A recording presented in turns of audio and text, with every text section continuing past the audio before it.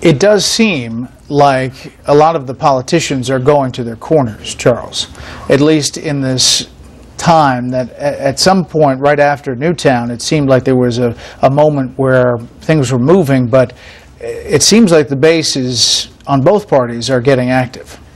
They are very active, but I do think the broad public opinion hasn't changed radically. It's not a left-right issue. It isn't a Democratic-Republican issue.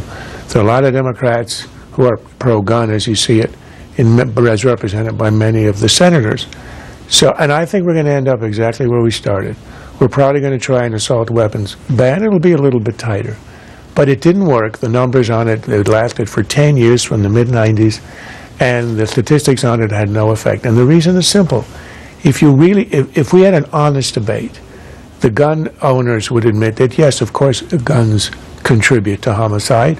The rate in Britain, where they don't have any, is 10 times as much as here. Japan had 11 gun homicides last year. That's a weekend in Chicago. But where we are different, we have a 200-year history and culture of gun ownership, and we have a Second Amendment.